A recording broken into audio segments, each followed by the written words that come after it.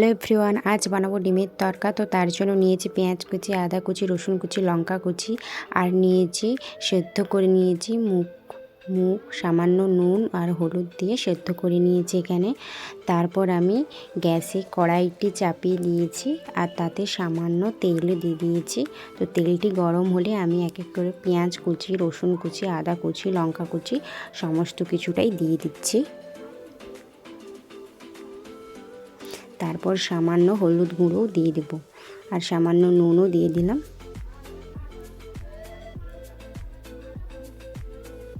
তো এখানে আমার সমস্ত কিছু দেওয়া হয়ে গেছে। তো হলুদ গুঁড়োটা একটুখানি আমি দিয়ে দেবো।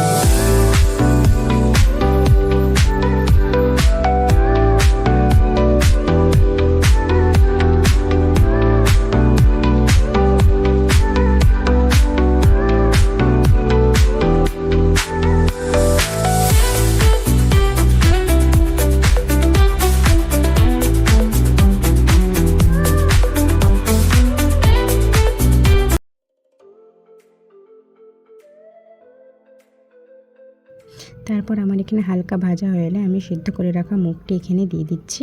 তো এটা দিয়ে দেওয়ার পর হালকা ফুটে গেলে তারপরে কাঁচা ডিমটি আমি এখানে দিয়ে দেবো।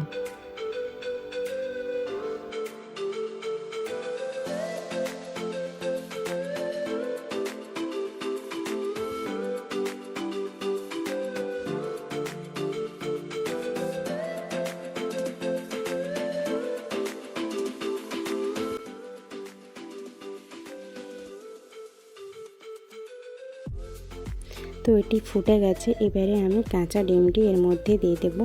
তো আমি কাঁচা ডিমটি যখন দিয়েছিলাম তখন আমি সেটা দেখাতে পারিনি, কারণ আমি নিজেই একাই ভিডিও করছিলাম, তাই ওটা আমি দেখাতে পারিনি। তো এখানে ডিমটা দেওয়ার সঙ্গে সঙ্গে এটাকে নাড়বো না, কারণ সঙ্গে সঙ্গে যদি নাড়ি তাহলে ডিমটা যে দিয়েছি ওটা গোটা গোটা দেখতে লাগবে না, ওটা একদমই মিলে যাবে। তো কিছুক্ষণ পর আমি এটাকে নাড়াচাড়া করে নেব, দিলে ডিমটা একটু গোটা গোটা থাকবে।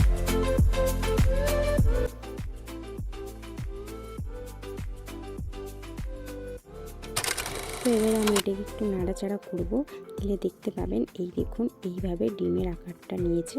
তো এরকম হয়েছে। এবার আমি ওগুলোকে কুচি কুচি কেটে নিই। তো আমার ডিমের তরকা সম্পূর্ণ রেডি হয়ে গেছে।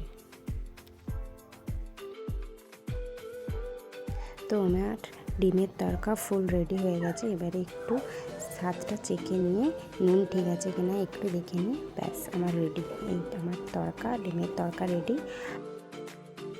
তো আমি এখানে রুটি আর তরকা নিয়ে বসে পড়েছি খাওয়ার জন্য।